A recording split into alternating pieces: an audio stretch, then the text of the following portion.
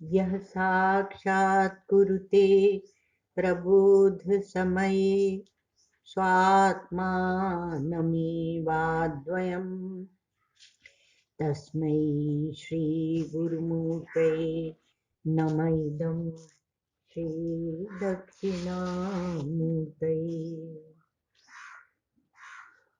धर्मः कर्म विशेष एष विहितः शास्त्रैर्मनः शुद्धये शुद्ध्या सिद्ध पदार्थ बोधन विधा निर्बाधमाधीयते।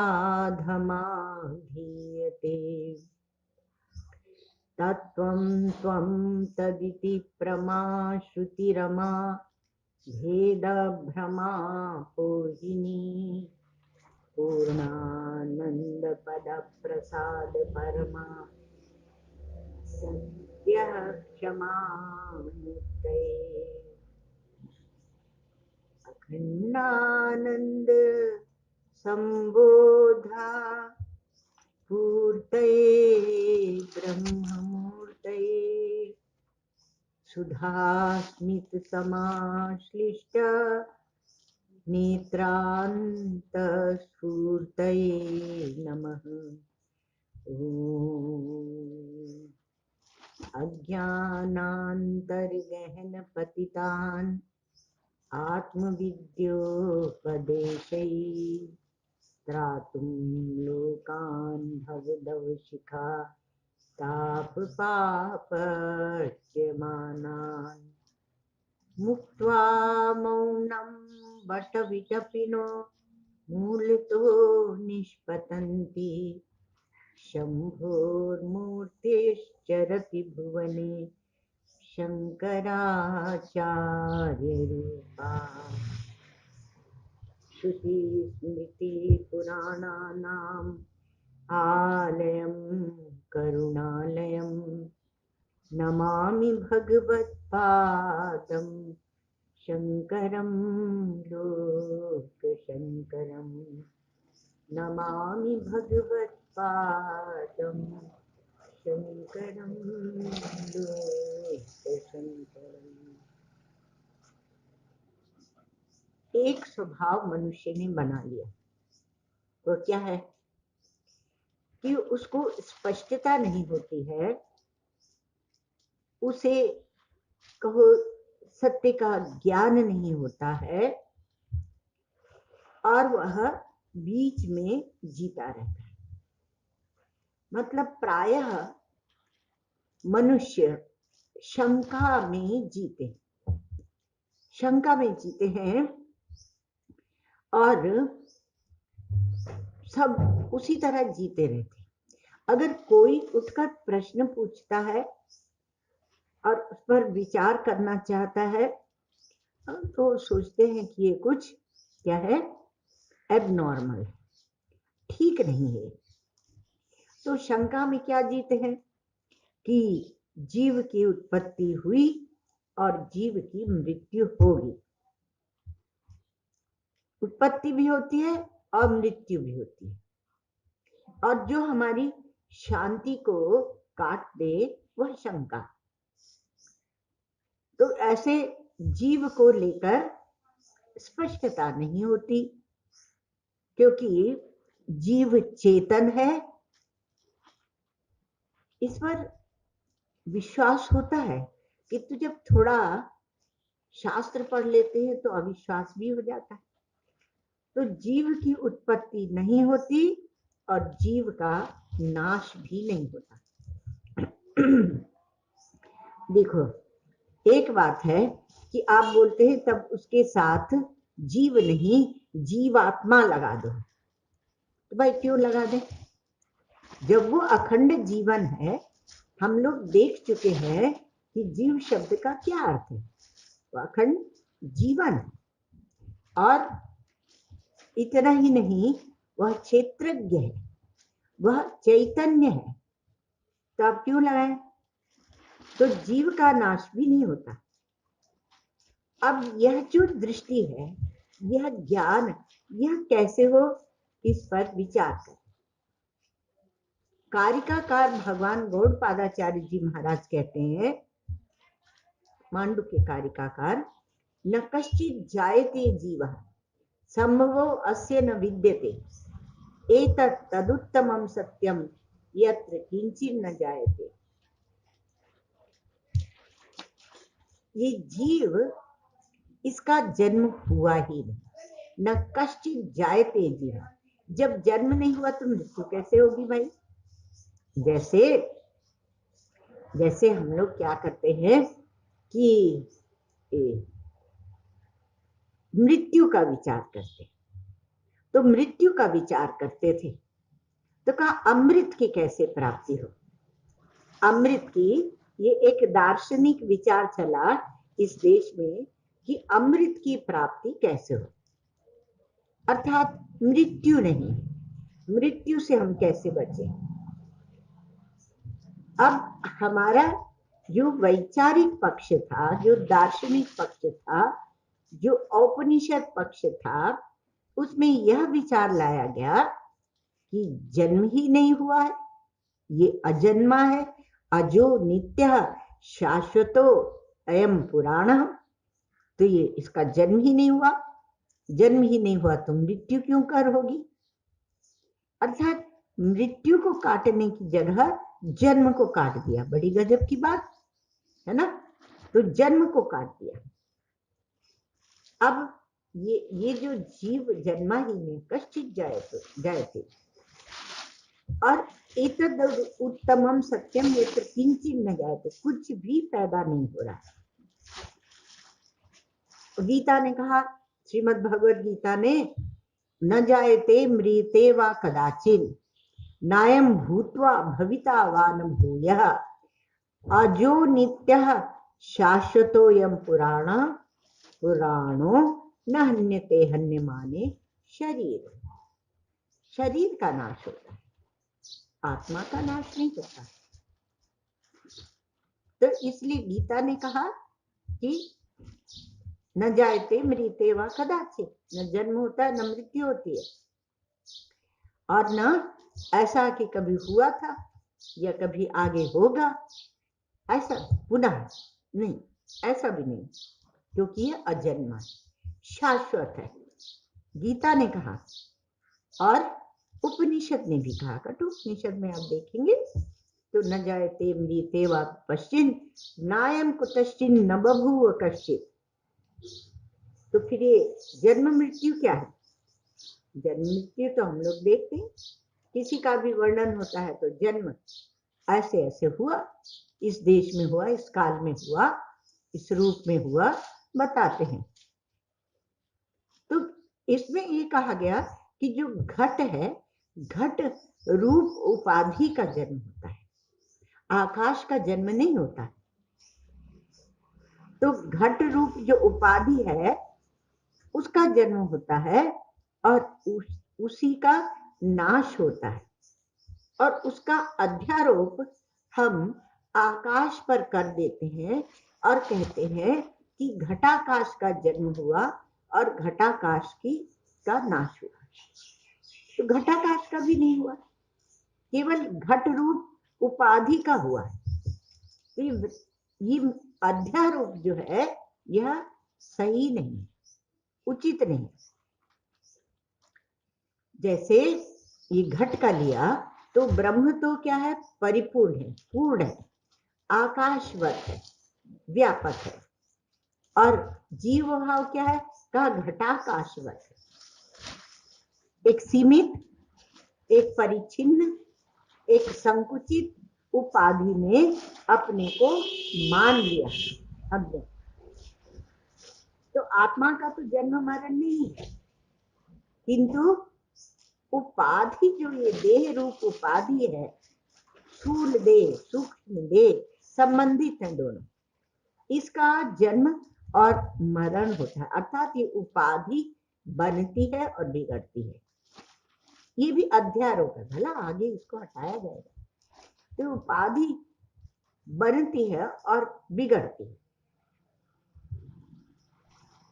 अब हमारे श्री महाराज जी विचार की एक प्रणाली एक शैली ऐसी बताते थे। वो क्या है कि अस्ति वह एक क्रियापद है। अभी क्रियापद ले लीजिए, अस्ति अर्थात है, और भवति अर्थात होता है, और करोति मानी करता है। तो अस्ति, भवति और करोति, ये तीन ले लिए गए। अब इसमें क्या अंतर है, क्यों ये लिए गए, इस पर विचार करते हैं। तो अस्ति अर्थात है, तो इसमें क्या है, इसको ऐसे समझाते हैं, आकाश है, मनुष्य है, वृक्ष है, चिड़िया है, हवा है, ये सब है। लेकिन आप इसमें से उस वस्तु को हटा दीजिए और केवल है को रखिए, केवल अस्ति मात्र। तब इसको क्या कहेंगे, अस्ति मात्र को, कि इसमें द्वैत नहीं है। तब समझाने में ऐसे समझाएंगे कि द्वैत नहीं है, तब ये अस्ति है। और भवति तो पहले क्या है, अस्ति, इसमें है, पर इसमें क्या है, परिवर्तन और प्रयत्न, तीन चीज और ली जाती है। तो ना परिवर्तन है और ना प्रयत्न है, जो क्यों। अब जब वो जो कहते हैं तो आप इसमें विषयों को मत लाइए। अगर आप आकाश, चिड़िया, बादल, मनुष्य, दीवार, मकान, इन सबको लाएंगे तो आप अस्ति को नहीं पकड़ पाएंगे। उसी प्रकार से, तो क्योंकि इस अस्ति में ना परिवर्तन है और ना प्रयत्न है, दो चीज नहीं है। अब दूसरा आया विचार के क्रम में, उसका नाम है भवति। भवति अर्थात होता है। तो एक कदम हम अस्ति से आगे बढ़ गए। अब भला आगे बढ़े कि पीछे हटे, वो तो आप जाने। तो होता है, इसमें क्या हुआ कि परिवर्तन है, किंतु प्रयत्न नहीं है। स्वप्न में क्या होता है कि दूसरी सृष्टि होती है, किंतु उसके लिए किसी ने प्रयत्न नहीं किया है। और जब यह करोति आता है, तीसरा शब्द अस्ति, भवति, करोति, तो करोति में परिवर्तन भी है और प्रयत्न भी है। और जहां परिवर्तन आपको चाहिए वहां आपको माया की आवश्यकता पड़ जाती है, और करोति में तो आपने माया को स्वीकृति ही दे दी, तो उसमें परिवर्तन भी है और प्रयत्न भी है।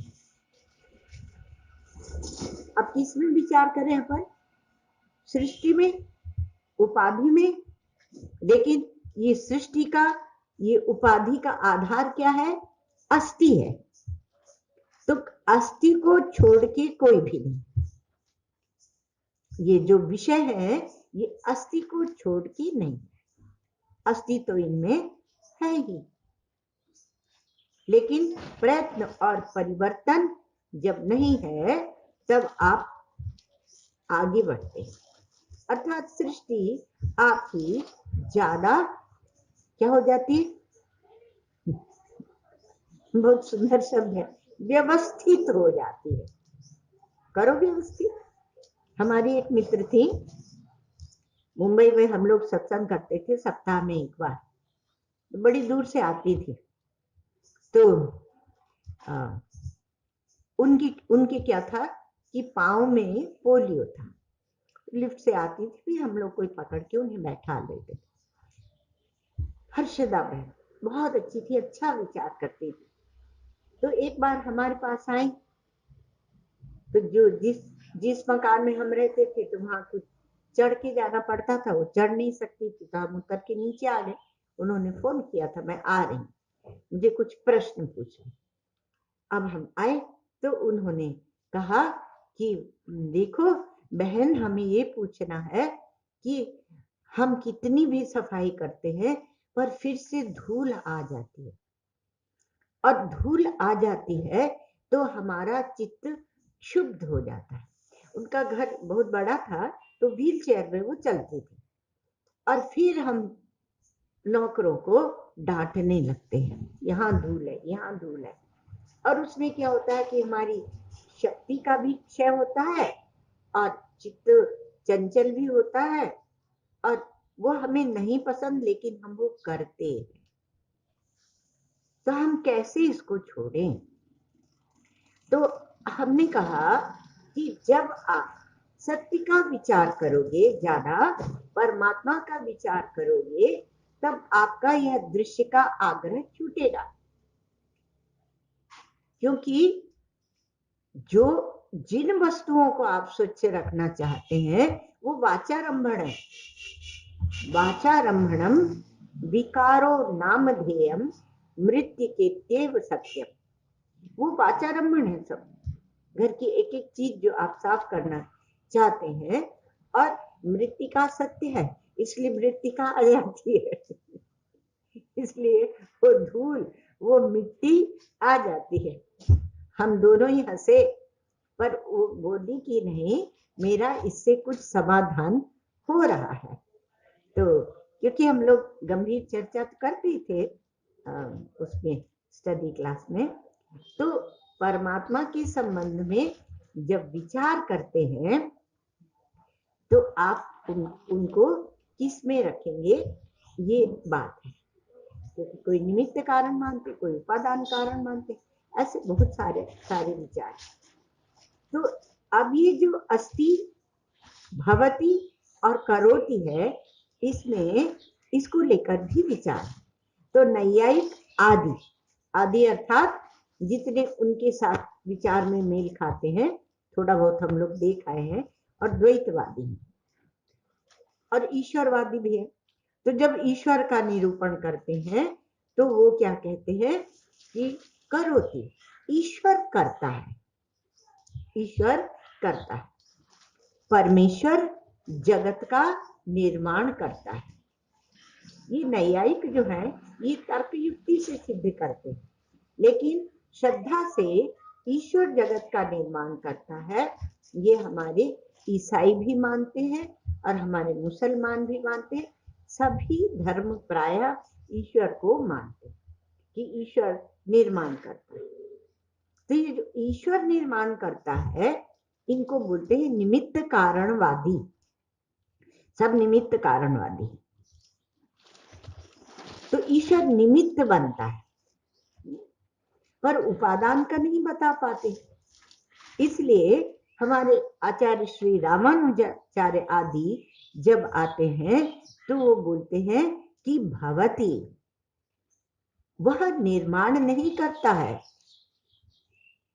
जैसे कुम्हार चाक से मिट्टी का घड़ा बनाता है, ऐसे वो निर्माण नहीं करता है, वह अपने संकल्प से सृष्टि के रूप में, जगत के रूप में हो जाता है, इसलिए उसको कहेंगे भवति। आपको एक मजेदार बात सुनाए, जो रहस्य हमारे गुरुदेव ने हम लोगों को बताया। वो कहते हैं कि जब ये सब विचार होते हैं अलग अलग, तो ऐसा नहीं कि एक रामानुजाचार्य हुए, उन्होंने ऐसा सोचा, एक नैयायिक गौतम हुए, उन्होंने ऐसा सोचा, ऐसा नहीं। आप अपने अंदर देखिए कि आपकी बुद्धि में क्या इसी प्रकार की विचार शैली या प्रणाली चलती है क्या? ये सब बुद्धि की भूमिकाएं हैं, और इनसे घबराइए नहीं और इनको अपने से दूर मत कीजिए। तो कहा कि वो जगत के रूप में हो जाता है। तो भगवान शंकराचार्य आए तो उन्होंने कहा ना भवति और ना करोति। देखो रामानुजाचार्य आदि भी अभिन्न निमित्त उपादान कारण मानते ही हैं, क्योंकि वेदांती है, वेदों के अंतिम भाग को वो मानते हैं, उपनिषद को। तो वो बोलते हैं कि भवति, अर्थात वह उपादान कारण भी वह परमेश्वर ही बनता है, वह ईश्वर ही बनता है। अच्छा, जब हम ये कहेंगे कि इसके बाद शंकराचार्य आए, तो काल में मत जाइए, क्योंकि काल की दृष्टि से, विचार की पुष्टि की दृष्टि से बोल रहे हैं। काल की दृष्टि से भगवान शंकराचार्य पहले हुए। तो भगवान शंकराचार्य ने कहा कि न भवती, उधर का खुला रखा हुआ है, कि न भवती और न करोति। अब ये तो मार ही डालेंगे हमारे आचार्य जो है ना, वो भगवान शंकर के अवतार है, तो इसलिए ये त्रिशूल लेकर और आपकी जितनी असुरता है, जितना सीमित पना, तुच्छ पना है, उसको मार ही डालेंगे। तो इसलिए कहते हैं कि न भवती और न करोति, न परिवर्तन करते हैं और न प्रयत्न करते हैं। अस्ति, सन्मात्र हैं वो तो। अब आपको उनसे मिलना हो तो मिलो, और कैसे मिलोगे, वो तो सन्मात्र है।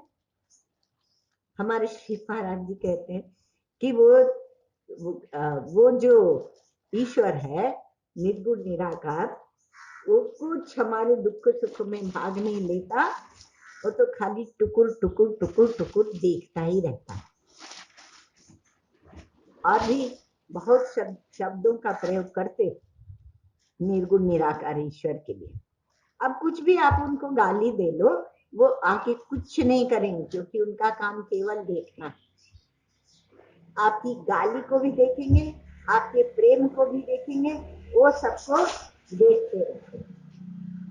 तो सन्मात्र है, और वो सत्ता एक है, एक सत्ता है। उस सत्ता को चाहे आप घट में बनाओ, चाहे घटाकाश में बनाओ, चाहे आकाश में बनाओ, वो आप बना रहे हो, वो तो सत्ता मात्र है। तो प्रश्न उठा कि जो सत्ता मात्र है, सन्मात्र है, तो उनमें फिर ये सृष्टि कहां से आई? प्रश्न तो सृष्टि का ही है। तो कहा कि सृष्टि ऐसे आई कि जब वही ब्रह्म, वही ईश्वर, वही जीव, वही परमात्मा, वही आप, वही आत्मा, आप स्वयं अपने को, स्वयं को परिच्छिन्न देह मानकर, एक परिच्छिन्न शरीर मानकर, और तब उसमें बैठकर तब आप देखने की जो कोशिश करते हैं, उस कोशिश का ही नाम सृष्टि है। सृष्टि है नहीं, और उस सृष्टि को देखने की कोशिश हमारी है। इसलिए अब आचार्य ने तो बोल दिया, आचार्य ने तो कह दिया कि सृष्टि की चिंता मत करो, सत्ता एक है, और उसमें न भवती न करोति। तो जब स्वयं परिच्छिन्न है आप, और आपकी दृष्टि भी परिच्छिन्न है, तब आप क्या देखेंगे? परिच्छिन्न ही तो देखेंगे। जैसे उपाधि युक्त दृष्टि से जब आप देखते हैं, तो आपको सब चीज उल्टी पुल्टी दिखाई देती है। आकाश आपको नीला दिखने लगता है, मरुस्थल में आपको जल का प्रवाह दिखने लगता है, ठूंठ आपको मनुष्य या चोर दिखने लगता है, रस्सी आपको सांप दिखने लगती है। तो ये परिच्छिन्न में बैठकर आप जब देखते हैं, तो आप क्या करते हैं? आपका जो देह है उसी को आप दूरबीन या खुर्दबीन बना लेते हैं, अर्थात उपकरण बना लेते हैं अपने देखने का। फिर आप जीव ईश्वर की बात करते हैं।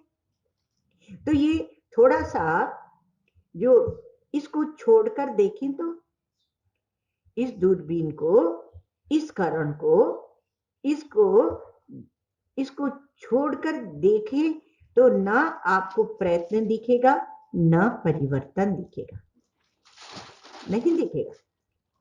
ये प्रयत्न और परिवर्तन औपाधिक है। जब हम इंद्रियों में बैठते हैं तब प्रयत्न है और तब परिवर्तन है। औपाधिक प्रयत्न और परिवर्तन। और वो जो औपाधिक प्रयत्न और परिवर्तन है उसको अध्यारोपित या आरोपित कहाँ किया गया? आपकी दृष्टि पर। आप जो अविलुप्त दृक् है, चाहे आप ब्रह्म हो, चाहे आप ईश्वर हो, और चाहे आप जीव हो। जीव ब्रह्मैव न परः। तो चाहे आप जीव हैं, तो आपकी दृष्टि पर ये आरोपित किया गया। अखंड दृष्टि में उपाधि भी नहीं है, प्रयत्न भी नहीं है, और परिवर्तन भी नहीं है।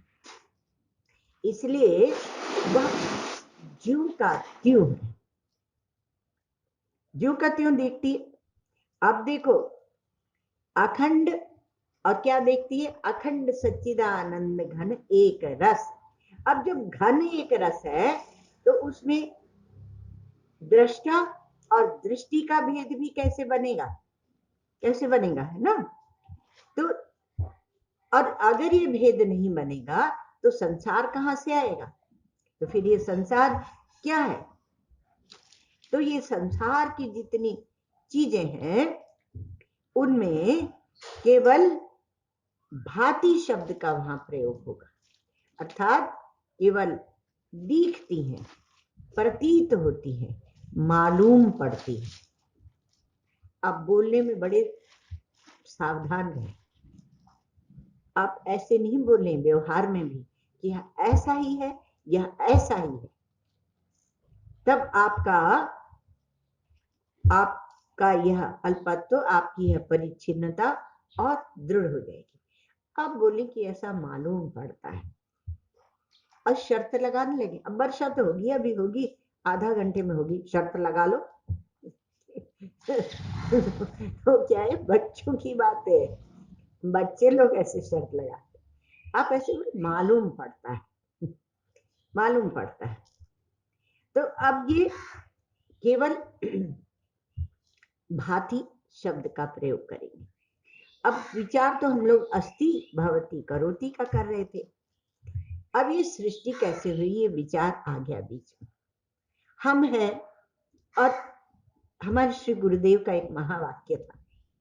वो क्या था? था नहीं, वो है। वो जब मौज आए तब कहते थे हम हैं और हम जानते हैं कि हम हैं। और क्या है, हम जानते हैं कि हम हैं। आगे पीछे सोचो ही मत कि क्या होगा, उस सब देह दृष्टि से सोचना होता है। लोग हमें पूजेंगे कि नहीं।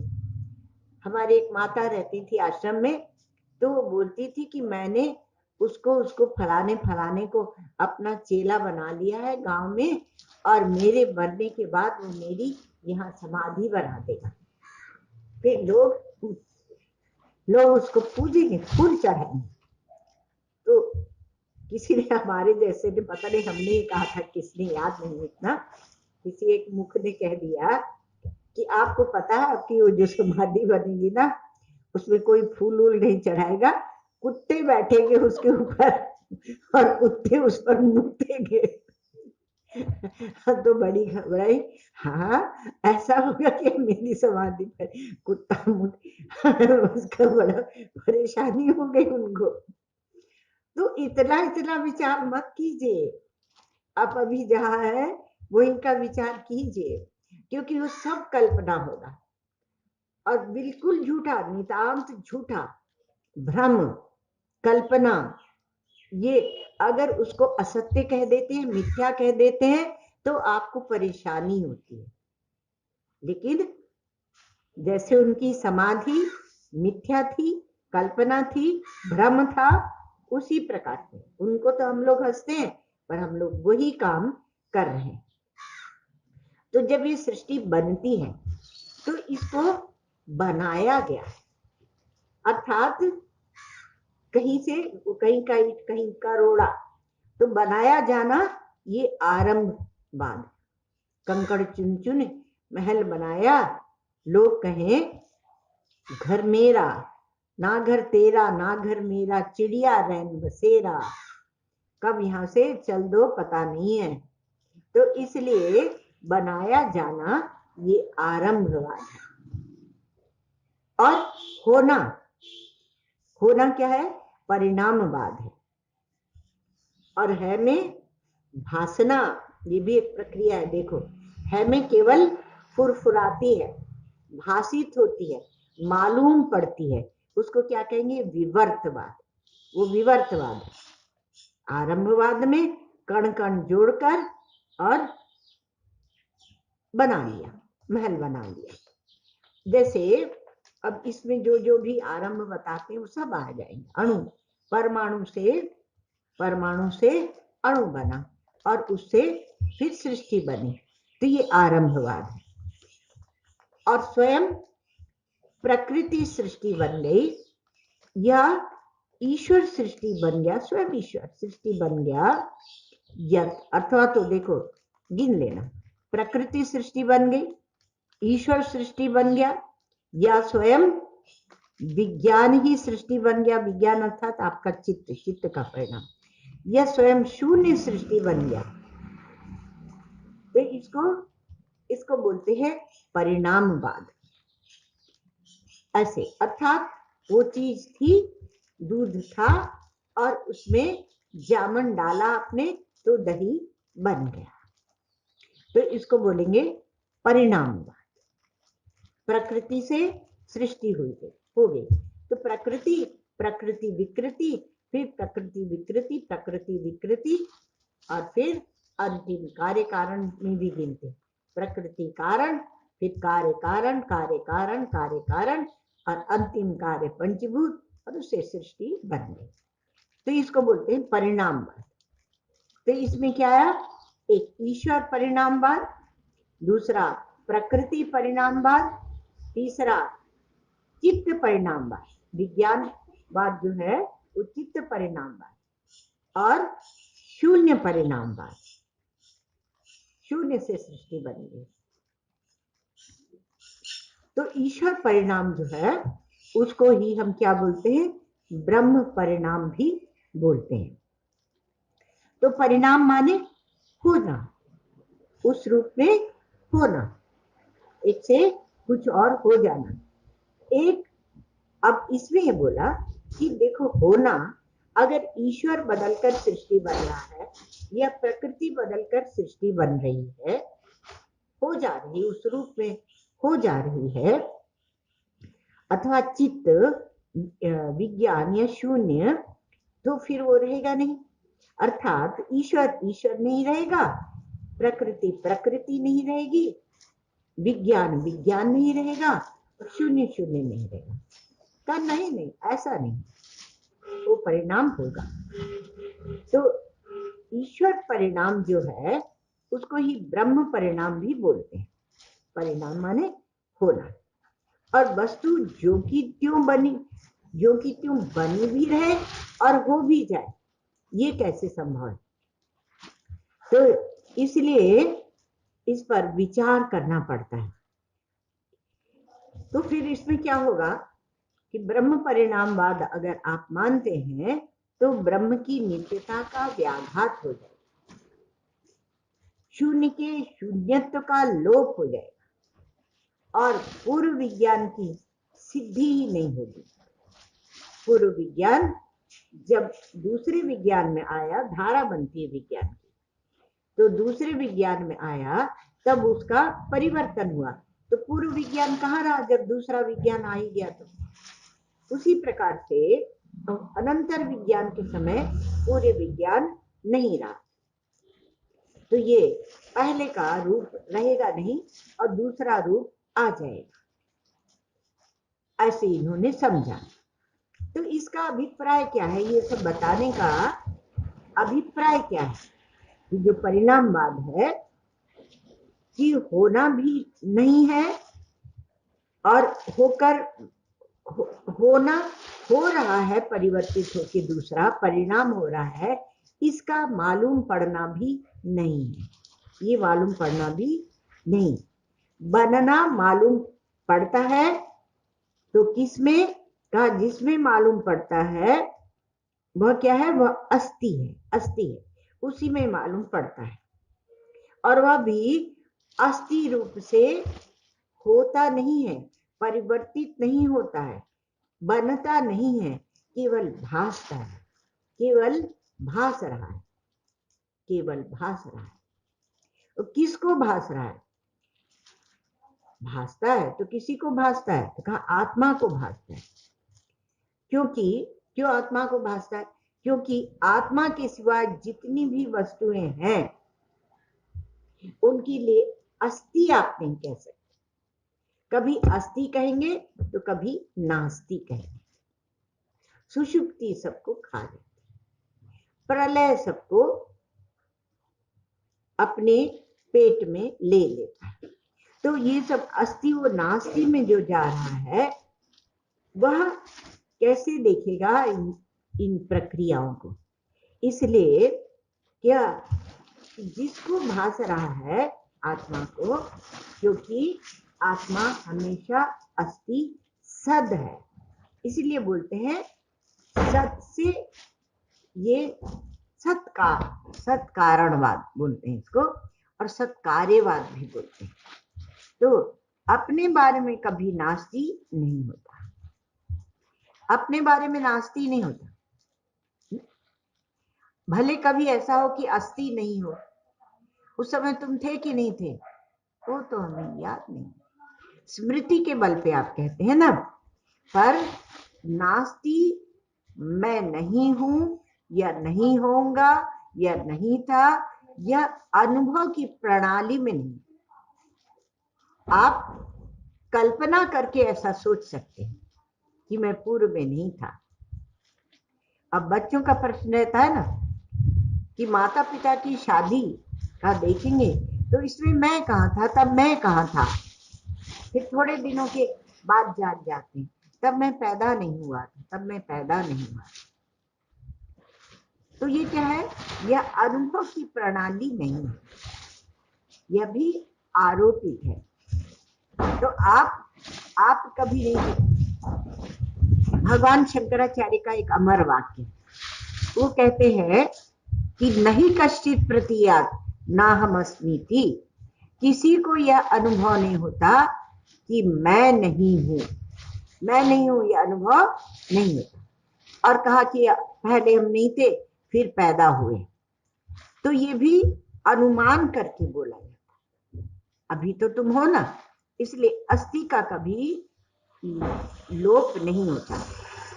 तो वेदांती ने कहा कि सृष्टि विज्ञान जितना है यह भानात्मक है, केवल मालूम पड़ता है आपको, दिखता मतलब प्रतीत होता है, दिखता है माने प्रतीत होता है। तो एक क्रम और आपको सुनाया था पहले, कभी थोड़ा स्पर्श किया था कि भूत्वा भाति, पहले है फिर प्रतीत होता है, मालूम पड़ता है। और दूसरा है भात्वा भवति, पहले हमें प्रतीत होता है फिर उसका अस्तित्व आता है। देखना बहुत मजेदार आएगा। पहले क्या है, मतलब ठोस वस्तुओं को देख लो, तो ठोस वस्तुएं जो हैं वो पहले है फिर हमें मालूम पड़ती है। और दूसरा कहता है कि नहीं, पहले आपको मालूम पड़ती है तब वो ठोस हो जाती है। सामान्यतः तो आप इसको स्वीकार नहीं करेंगे, पहले वाली विचार शैली को लेकर आप चलेंगे। अब तीसरी जो आती है उसमें कहते हैं भानम च भवनम च युगपदेव, जो मालूम पड़ता है, दिखती है, और उसका होना जो है, ये दोनों एक साथ भासना और होना एक कालिक है, इसलिए कहा कि युगपद एवं। और चौथा मत आया, उन्होंने कहा भानम च भवनम च, अर्थात मालूम पड़ना और होना दोनों ही क्या है, उभयमपि मिथ्या। किसका मत है ये? किसका है? हाँ शाबाश, हमारा नहीं है, अद्वैतवादी का नहीं है। क्योंकि बहुत बार लोग जो है आधे अधूरे वेदांती जो होते ये आधे अधूरे बौद्ध जो होते हैं वो दोनों की खिचड़ी पका देते हैं। तो संप्रदायवाद की दृष्टि से जो भूतवा भाति अर्थात पहले वस्तु होती है, चीज होती है, तब हमें वो मालूम पड़ती दिखती है, अर्थात चीज को महत्व दिया और आपकी जो प्रकाशक क्षमता है उसको गौण कर दिया। वो कभी होती कभी नहीं होती।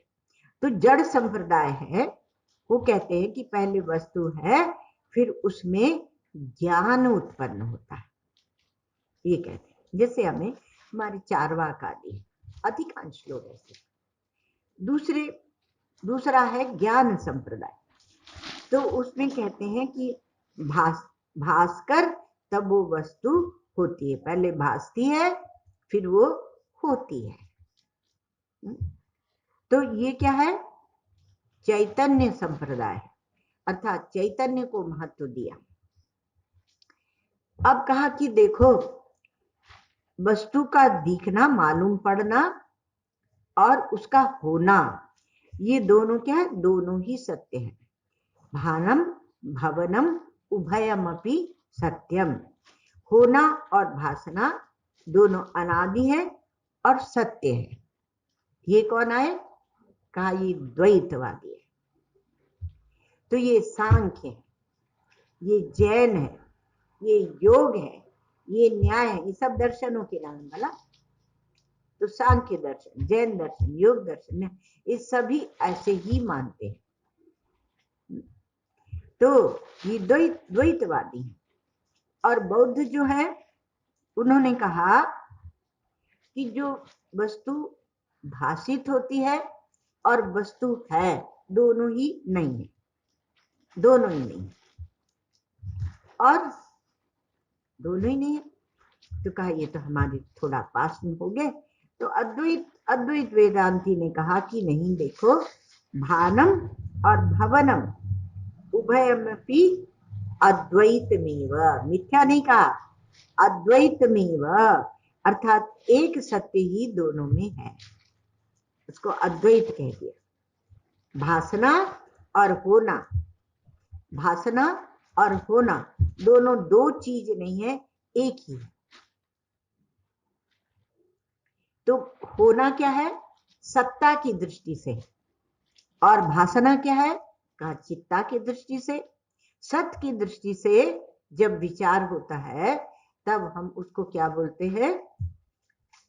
वो है। तो होना, उसमें आ गया होना, अस्तित्व। और चित्त की दृष्टि से जब विचार करते हैं तब बोलते हैं भासना। तो हमारे यहाँ भी कई प्रकार से प्रक्रियाएं चलती हैं। तो सत्ता दृष्टि से जो है वो कार्य कारण का विवेक है, कार्य कारण का विचार उसमें करते हैं। और चित्ता की माने चित्त की दृष्टि से दृष्टा दृश्य का विवेक या विचार करते हैं। और क्योंकि दोनों की एकत्व प्रतिपत्ति है, जो सत है वही चित है और जो चित है वही सत है। अगर सत ही सत होगा तो उसको जानेगा कौन? और जानोगे लेकिन उसमें सत्यत्व तो नहीं होगा तो आप क्षणिक विज्ञानवादी हो जाओगे। इसलिए बड़ी सावधानी से, श्रुतियों ने ही बड़ी सावधानी से सत्यम ज्ञानम ऐसे करके वर्णन किया है। तो सत्यम ज्ञानम अनंतम ब्रह्म, विज्ञानम आनंदम ब्रह्म ऐसे कहा। तो ना, तो सत से चेतन की उत्पत्ति हुई, सत से माने जड़ से, क्योंकि चेतन की जो उत्पत्ति मान रहे हैं उनकी चेतन पहले है नहीं, तो ये जड़वादी है।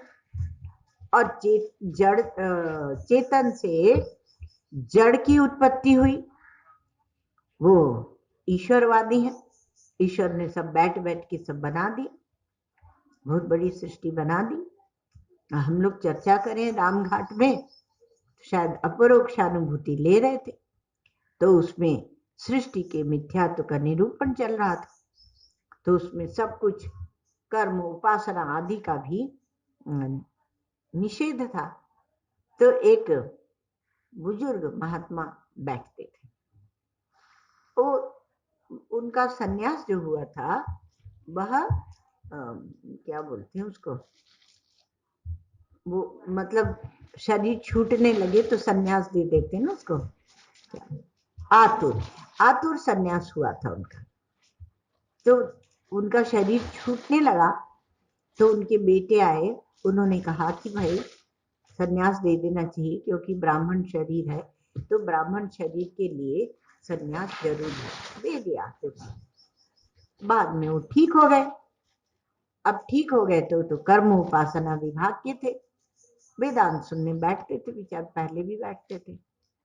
तो वो बोले, रोज रोज बोले सत्संग करके हम लोग आरती करते थे। तो जब तक पुजारी जी घंटा बजाना शुरू करे, दूसरे लोग घंटा बजाते थे, पुजारी जी तो आरती उतारते थे। तो जब तक उनकी आरती तैयार हो और घंटा बजे उसके पहले कहे, हैं माता जी जे बताओ, हे माता जी ये बताओ कि सृष्टि है ही नहीं, सृष्टि तुम खत्म कर देती हो, तो फिर ये सृष्टि कैसे चलेगी, फिर ये सब कैसे चलेगा, जब तुम ये सृष्टि जो दिख रही है इसको खत्म ही कर देते हो तो आगे फिर कैसे चलेगा काम। तो हमने कहा कि आप चिंता मत कीजिए, आप चिंता मत कीजिए स्वामी जी, ब्रह्मा जी बैठे हुए हैं, वो खूब सृष्टि बना ली, बहुत सारी सृष्टियों बनाते रहते हैं। तो सबसे चेतन की उत्पत्ति हुई, जड़वादी है, और चेतन से जड़ की उत्पत्ति हुई, ये ईश्वरवादी है। तो अगर आप ईश्वरवादी हैं, उपासना को मानते हैं, तो ईश्वर सृष्टि बना लेंगे, आपको क्या चिंता है। और जड़ और चेतन ये दोनों ही अनादि और अनंत हैं, जैसे सांख्य आदि मानते हैं, तो वह दूसरी प्रकार का विचार चलेगा। और जड़ और चेतन दोनों मिथ्या है, तो क्या है, बौद्ध आ जाए, सबको मिथ्या करने वाले बौद्ध, अर्थात उस तरह से विचार चले। आप जो मानते होंगे उसी दर्शन में आप बैठ के और विचार करें। एक बार किसी ने कहा कि हम कहीं पहुंच रहे, नहीं रहे। वो आपको सुनाते हैं ना एक कथा कि एक राजा ने कहा कि हमें मोक्ष चाहिए, मोक्ष। पर जो कोई आए उनके राज्य में साधु महात्मा, उसमें वो खोट निकाल लेते थे, तो उनका कहीं गति हो नहीं रही थी। तो एक महात्मा आए, बोले कि हम तुम्हें मोक्ष की बात बता सकते हैं, लेकिन यहाँ तुम्हारे राज्य में नहीं, यहाँ वातावरण बहुत दूषित हो गया है, इसलिए नदी के उस पार जो जंगल है, वन है, वहां चलेंगे, और उसके लिए तुम नाव मंगा लेंगे पार करने के लिए। तो बड़ी बड़ी नदियां होती थी, तो नाव मंगा ली गई। अब वो राजा क्या करे, वो महात्मा क्या करे, एक नाव आई। अब हल्ला था पूरे में कि राजा को मोक्ष दिलाने महात्मा जी उस पार ले जाएंगे, सब अपनी अपनी नाव लेकर आ गए, नाविक लोग। हर एक नाव में वो एक नुक्स निकाल दें, एक खोट निकाल दें, एक दोष निकाल दें। तो महात्मा जी क्या करें, वो कहे अरे ये नाव है ना, इसमें लाल रंग ज्यादा लगा हुआ है, ठीक नहीं है, और ये नाव जो है ना, इसका लंगर जो है वह सफेद नहीं है, नीला है, ये ठीक नहीं। ऐसे करके वो सब नाव में गलती निकालते गए। अब खड़े खड़े खड़े खड़े राजा को 2-3 घंटे बीत गए। अब मोक्ष तो क्या, उस पार ही नहीं जा पा रहे। तो राजा ने कहा कि महाराज आपका अनुग्रह बहुत है, आपकी कृपा बहुत है, आप मुझे मोक्ष दिलाने वाले हैं, पर आप अनुमति दें तो मैं आपसे एक बात कहूं। हाँ बोल। तो बोले कि ये नदी पार करनी है, उसमें एक नाव में किसी में बैठ लेते हैं महाराज और चलते हैं, ऐसे तो कोई इसका ये पतला है, इसका ये मोटा है, ये काली क्यों है, इसमें यहाँ पर एक जगह पर एक गड्ढा क्यों है। ऐसे आप करते रहेंगे तो फिर तो हम लोगों को बहुत दिन निकल जाएंगे। और कहाँ से मैंने नाव मंगा ली चारों तरफ से, पर आपको एक भी नाव पसंद ही नहीं आ रही। तो महात्मा ने कहा कि बस यही तेरे विचार की शैली में खोट है, ये तू समझ ले। क्योंकि किसी भी एक महात्मा के विचार को, दर्शन को, उनकी प्रणाली को, शैली को पकड़कर तू चल तो सही। जब तू चलेगा तब तो बताने वाले को भी पता चलेगा और तुम्हें भी पता चलेगा कि तुम कहाँ खड़े हो, और तब तुम आगे बढ़ सकते हो। तो तुम जड़वादी हो, ईश्वरवादी हो, क्या हो, ये तो तुम जब विचार करोगे, चलोगे, तब तुम्हें सब समझ में आएगा।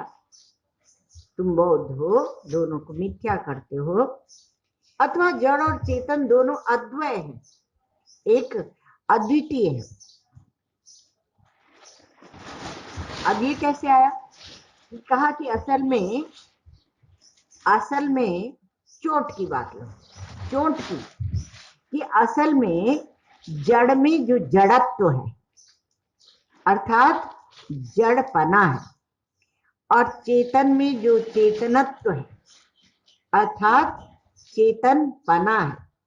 ये त्वा जो है, ये त्वा माने पना, इस नाम की कोई चीज नहीं। प्रत्येक चैतन्याभिन्न तत्व एक ही है। यह अनुभव की, विचार की यह प्रणाली है। जो सत है वही चित है, और जो चित है वही सत है।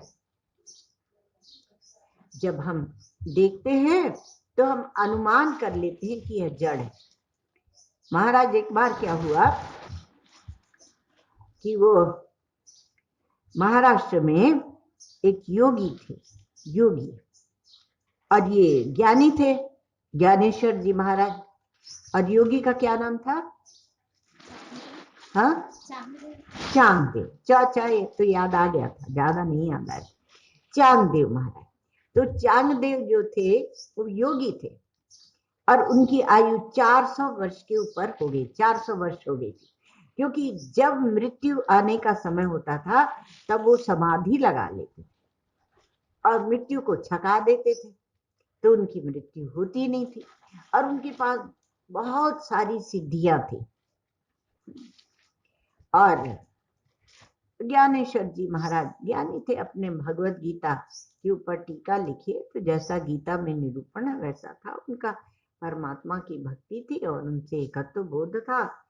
तो सत है वो चित है, जो चित है वो सत है, जो चेतन है वो जड़ है, ऐसा नहीं। जो चित है वही सत है, अर्थात जड़ कुछ है नहीं।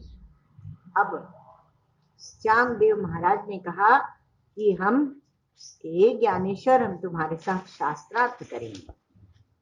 ज्ञानेश्वर जी महाराज ने को खबर दी गई कि चांगदेव आपके साथ शास्त्रार्थ करने आ रहे हैं।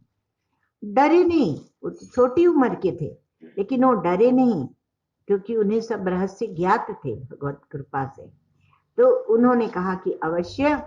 इतने में शेर के ऊपर बैठ के और चांगदेव आए, और शेर को ऐसे कंट्रोल कर रखा, संयमित कर रखा है जैसे कोई घरेलू कुत्ता, अथवा ये कहो कि जैसे कोई पालतू जानवर, घोड़ा आदि, ऐसे उसको जहां कहते थे इधर चल उधर चल, और बड़े अभिमान से आ रहे हैं। अब एक दीवार थी, थोड़ी इतनी ऊंची थी, तो उसके ऊपर ज्ञानेश्वर जी महाराज बैठे थे और मुक्ताबाई भी बैठी थी, उनकी बहन सोपान देव बैठे थे, निवृत्तिनाथ बैठे थे। निवृत्तिनाथ सबसे बड़े भाई थे, जो ज्ञानेश्वर जी महाराज के गुरु थे। तो अब क्या है कि जब उन्होंने देखा कि चांगदेव आ रहे हैं, तो जिस दीवार पर बैठे थे उस दीवार से कहा कि चलो चांगदेव का स्वागत करने जाना है। तो दीवाल ही चल पड़ी उड़ के, आकाश में उड़ के और चल पड़ी, क्योंकि ऐसे सिद्ध महात्मा, उनके लिए जड़ कुछ था ही नहीं। वैसे वेदांत के प्रसंग में ये नहीं लाना चाहिए, क्योंकि सिद्धि की बात नहीं लाई जाती है, उससे चित्त भ्रमित होता है। पर ये बताना था कि जो सत है वो चेतन है। तो वो दीवाल को भी उन्होंने चेतन कर लिया, ये उनकी सिद्धि थी। तो चेतन करके और वहां पहुंच गए। फिर उसके बाद विचार हुआ तो चांददेव ने मान लिया कि मैं अज्ञानी हूं और आप मुझे ज्ञान दीजिए। तो ये अनुभव की जो प्रणाली होती है, अनुभव की जो शैली होती है विचार की, उसमें प्रत्येक चैतन्य से अभिन्न कुछ भी नहीं है, और जो प्रत्येक चैतन्य से अभिन्न ब्रह्म तत्व है वह एक ही है, उसमें भेद नहीं बनाना चाहिए। ओम सर्वे भवन्तु सुखिनः, सर्वे सन्तु निरामयाः, सर्वे भद्राणि पश्यन्तु, मा कश्चित् दुःखभाग् भवेत्। असतो मा सद्गमय, तमसो मा ज्योतिर्गमय, मृत्योर्मामृतं गमय। ॐ पूर्णमदः पूर्णमिदं